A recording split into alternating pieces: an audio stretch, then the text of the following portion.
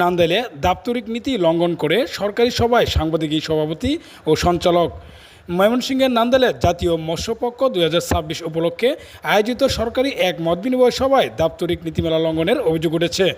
প্রশাসনিক প্রথা ভেঙে উপজেলা সিনিয়র মৎস্য কর্মকর্তা শাহানা নাজনীনের উপস্থিতিতে একজন সাংবাদিককে সভার সভাপতি ও সঞ্চালকের দায়িত্ব প্রদান করায় স্থানীয় সচেতন মহল ও প্রশাসনিক কর্মকর্তাদের মধ্যে তীব্র বিরূপ প্রতিক্রিয়ার সৃষ্টি হয়েছে।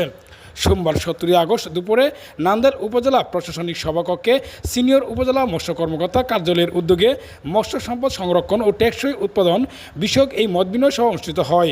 সভার ব্যানারে সিনিয়র উপজেলা মৎস্য কর্মকর্তার কার্যালয় কর্তৃক বাস্তবায়নের কথা উল্লেখ থাকলেও অনুষ্ঠানের নেতৃত্বে ছিলেন মোহাম্মদ এনামুল হক বাবুল নামে একজন গণমাধ্যম কর্মী।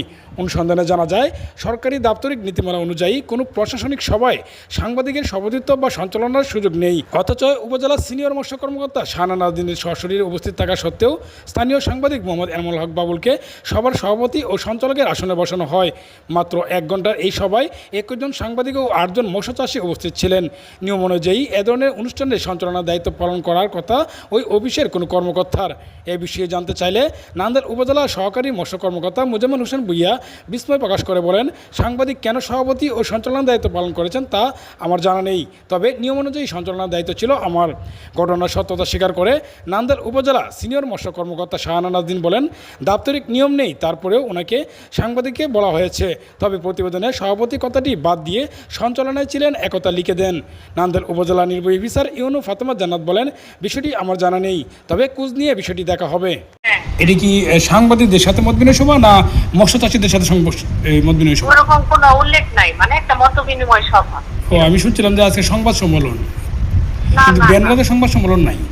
না, এবারে কোনো মৎস্যপক্ষের সংবাদ সম্মেলন নেই। এটা যেটা করেছি এটা মতবিনিময় সভা, এখানে সাংবাদিক নাকি মৎস্য চাষী ওরকম কোনো উল্লেখ ছিল না। ও আচ্ছা আচ্ছা, এখানে যে বাবুল ভাই সভাপতিত্ব করছে, এনামুল হক বাবুল ভাই সাংবাদিক, উনি আবার সঞ্চালনা করছে, দুটাই উনি করছে। সঞ্চালনায় বলেন ওনাকে। আপনি তো বললেন উনি সভাপতি হিসেবে সভাপতি সঞ্চালনা দুটাই করেছেন। তাহলে একটা প্রশাসনিক মিটিংয়ে, আপনাদের মিটিংয়ে উনি সভাপতিত্ব করেন কিভাবে আর সঞ্চালনাই করেন কিভাবে? আপনার অধীনস্থ লোক নেই, মোজাম্মেল ভাই ছিল, অন্যান্যরা ছিল, আপনার সহযোগীরা ছিল, অফিসের স্টাফ ছিল, বিষয়টা একটু কেমন হলো না? হ্যাঁ, সামনে হচ্ছে চাষীদের নিয়েই করবো আর কি।